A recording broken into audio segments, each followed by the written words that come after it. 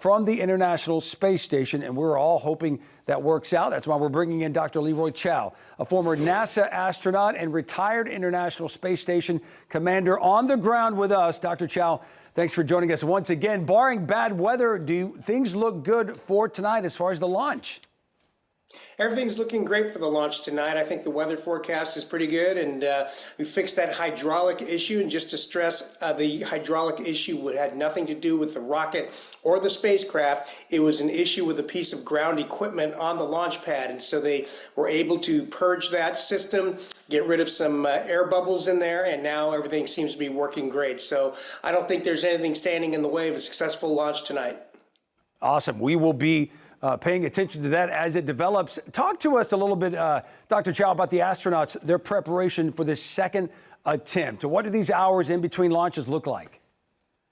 Well, it's pretty relaxed. You know, every astronaut knows when you go strap in, the launch could be scrubbed, and then, you know, you come back out and go back to the crew quarters, you know, probably have a cheeseburger or something and chill and, you know, look over your notes one more time and get a good night's sleep, and then hopefully you'll get to go do it the next time. This is a question we all talked about in the newsroom. We wanted to ask you this and make sure, because on Earth, we're all working out. We stay in shape. How are they staying in shape up there physically, getting off the flight when they land eventually tonight, tomorrow morning? How is their body? Are they going to be limp? Are they going to be wheeled off in a wheelchair? Talk to us about that. Oh, yes. Exercise is extremely important in space.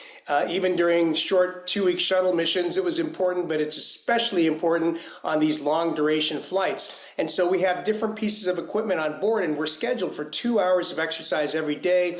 We're doing both cardiovascular things on an exercise bike or even a treadmill using rubber bungees to hold you down on the track.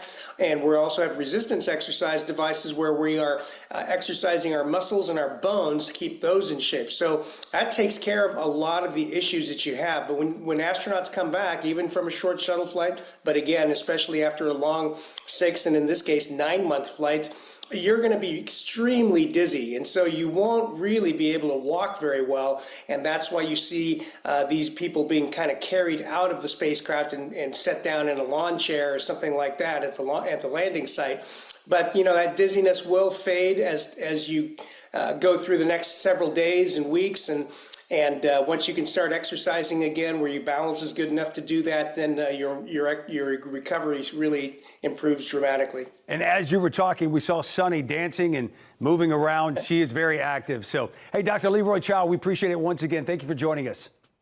My pleasure. And while you've got your eye on the skies, a total lunar